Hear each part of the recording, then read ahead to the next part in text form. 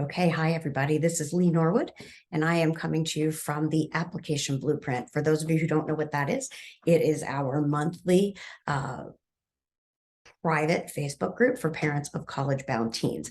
And over this past few weeks, we've done several of these informational sessions that we've let everybody into. This is the last one that is going to just go out for free. So our curriculum starts in that group. It's called Parents of College-Bound Teens Application Blueprint, and I can send you some information about that and about joining that group. So tonight we're going to talk about testing or not testing, and I have a little PowerPoint I'm going to pull up, and we will use that.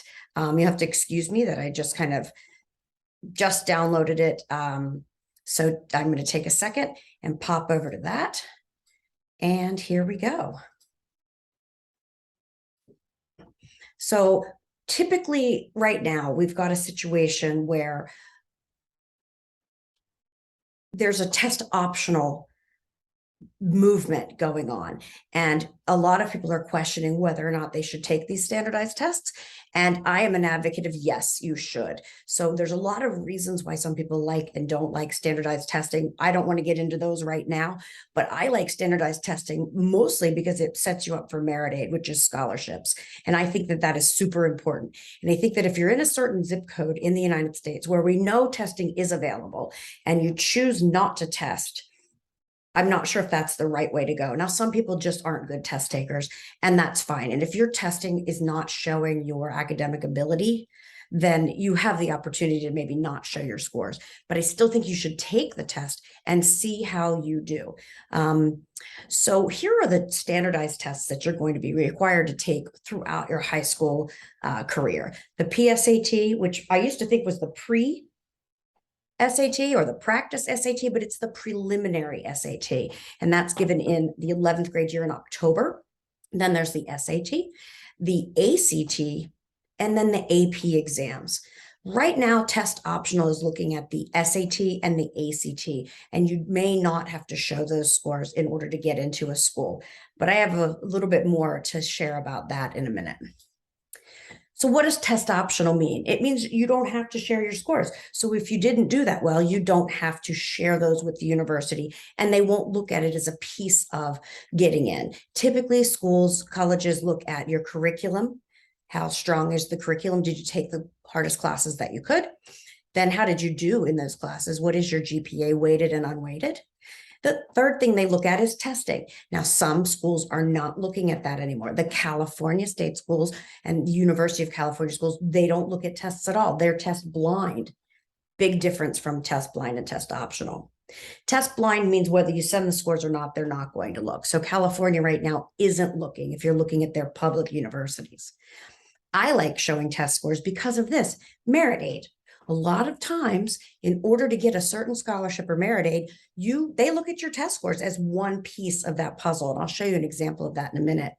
Also, often honors programs are going to require your test scores. So you might get into the college, but in order to qualify for that honors program, which is a really super cool thing to do, especially if you're at a big school, kind of brings it down to a size you can handle. So those honors programs are going to look at some of your test scores. There's also special programs at schools, maybe some accelerated programs like a 3-2 program or a 4-in-1 program that could be a pre-medical or any kind of like engineering program that they're kind of truncated and get you more in a shorter period of time. Oftentimes those special programs may need to see a test score. So is it test optional? I don't know. I kind of think it's not. But merit aid, again, is the biggest thing that I like kids to take these tests for. Another thing to think about, if you're going to MIT or you think you're even close to going to MIT, just know you should be able to get an 800 on your math. And if you can't, you shouldn't be going to MIT because the math is basically algebra 2. And if you can't do that, you shouldn't be at MIT. So you want to make sure you're looking at the right school for you and the right fit. And a lot of those schools will show you the middle 50% of their SATs or ACTs. And you want to fit into that middle 50%, or then we don't want to share our scores. We really want our test scores to be at a similar level of our GPAs so that it looks like yet another thing to show exactly who you are. It's just one more test that ramps up who you are as a student when they're looking at the applications. This October, all juniors, 11th grade, will be taking the PSAT. It's given in school and it's given in October. This is the preliminary SAT. It's a little bit shorter than the normal SAT, but the big thing about it is this qualifies you for the National Merit Scholarship Program and many other scholarships. In the past, I thought this is just a practice. If you don't do well, we know we need to study. If you do well, maybe you'll take the SAT sooner rather than later. But really, at the end of the day, cash is king. And if you do well on this test, you could possibly qualify for merit scholarships. As a huge bonus to those of you who are a part of our membership group, we have Kat from Higher Scores, and she did a complete review about what is on the PSAT and is offering free PSAT study group next Sunday at 1 o'clock Western time, California time, and 4 o'clock our time here on the East Coast.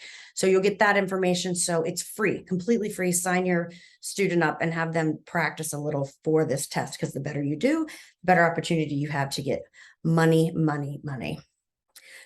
Once you've taken the PSAT in 11th grade, you could take the SAT or the ACT when you're looking at standardized tests. They're very different, and you might not know which test to take. Typically, towards the West Coast, the ACT was more prevalent. Chicago, ACT was more prevalent.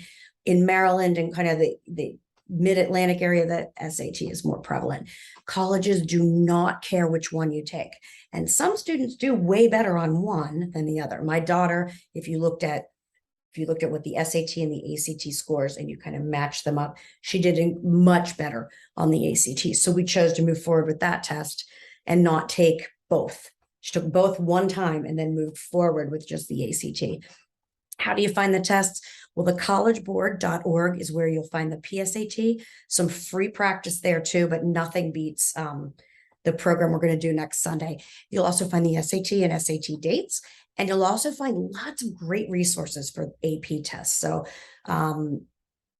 if you're a self-starter, you can go on and you can use some of the resources right there on the College Board website. They use Khan Academy and some other things. You can take practice tests and all of that. So if you are a self-starter and can do that, that is free. If you think you need a little more into your inbox prompting, if you need a little more chance to reach out and touch someone like a human being that will answer your questions, etc., then I highly recommend working with Higher Scores. And all of our members have nice discounts to work with them. And then again, the PSAT testing is free. Then the ACT is a completely other entity. That's over here. That's at the ACT.org, and that's where you sign up for that particular test. Again, colleges don't care which one you take. So what's the difference? The key differences between the ACT and the SAT are right here. The ACT, you're moving really quickly. It has a lot more geometry, a little bit of a science section, which is not there in the SAT, and it's way faster paced, but you never want to leave anything empty. You always want to pick a word or pick a letter, like today's my letter is C, and fill in all the bubbles, never leave it empty. And the SAT has a non-calculator math session and has a little bit more time per question, but I think that their English and their reading comprehension is a little more convoluted than the ACT, where it's a little bit more straightforward. But in both tests, the best thing that you can ever do is remember your calculator. That will make a big difference. Here's one of the reasons that I like kids to test. If you look at the upper right, you'll see this is Miami University in Ohio. They basically are just looking at your high school GPA. So if you get in, that's if you get in, then based on your GPA, it shows you how much money you may get off of your tuition. So, you have a 3.5 to 3.74, and you might get between $6,000 and $12,000 off of tuition. That's awesome. That school does not require you to have SAT or ACT scores in order to get that money. On the other side, we have the University of, I think it's Alabama. Yep. And these are the merit scholarships there. You do have to have a test score and a GPA. So now if you have a 3.5 and you have an over 1420, you're getting $28,000 a year off of their all-in cost, which makes it about the cost of your in-state school. Really super smart, right? So right there is motivation for me to take those tests, one of the two tests. right? There's big money coming off for you just showing that you're able. Test optional isn't completely new. In the bottom left-hand side, you'll see that the University of Chicago has been test optional for years and years and years. It went test optional when that wasn't even a thing. But what I wanted to push through to you is that 10 to 15% of the kids that go to University of Chicago don't show scores. Well, let's flip that the other way, right? 85% of the kids that get into the University of Chicago, one of the most highly selective schools in the country, show their test scores. So even though they're test optional, you can show or not show, the kids that are getting in are the kids that have the test scores, and they have really, really high test scores. Sometimes test scores are a great, deterrent from, do you really want to go to a school with everyone who's getting 1450 and higher? That's a competitive group. Do you want your four-year college experience to be that? So I think that there's a lot of different pieces to this. I'm always going to stand by test, practice, test again. Make sure you're practicing. If you don't practice and you get a bad score, it's no one's fault but your own. It's always about practice, getting used to doing the tests and getting in there and doing it. The next type of test that's going to come around is the AP test. A lot of kids say, oh, I'm going to take the APs because it bumps up my GPA. Very true. AP tests are based on a score of 5.0, where your normal GPA is 4.0, right? So you can get that 4.6 that wasn't even around when I was a student. But at the end of the day, most colleges are going to level set and recalculate the GPA. Florida does it very much differently. They get rid of a lot of their superfluous classes and just look at the core. So I like the APs because they do boost your GPA a little bit, but the transcript is always going to be king, and the colleges are going to look and see what you took. Taking AP classes is a advanced placement class. It is a college class that looks really, really good. It's showing that you're prepared for the workload in college. It's showing that you're ready for that college level stuff. And the best part about it is that if you get a certain score, scores are from 1 to 5 on the AP, you can test out of taking some classes. You can get college credit. My daughter went into college with 23 credits because of the amount of APs that she took. And that was a really big push for us. Now, lots of private schools aren't offering as many AP classes, so you're not going to get to roll in with that many credits, but it's school by school, and we're happy to answer any of your questions on our website if you have like a one-off, but this is your typical public school. The other thing is to receive merit-based financial aid. Let's say you don't show a test score because your test scores just really don't match who you are. If you have a good GPA and you took hard classes and you got 4s and 5s in those AP tests, they know you're ready, right? If you're getting 1s and 2s, you're not ready. We're not even going to show those on the application. So I do like APs, and I know it seems like you're getting nickel and dime, you have to pay to take the test. But if that test turns into 3 credit hours at college, the value is there. Okay.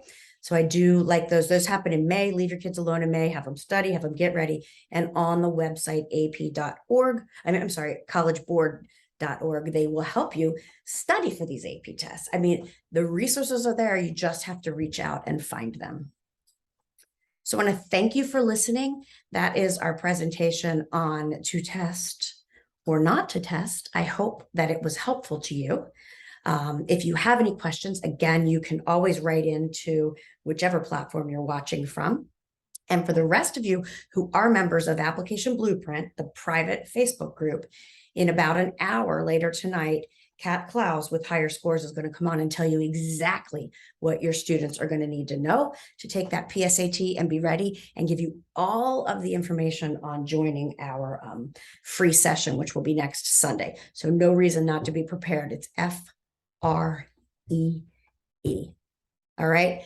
We've wrapped up summer, school's full on. I'm really thankful that you all were here, and I hope you have a great evening.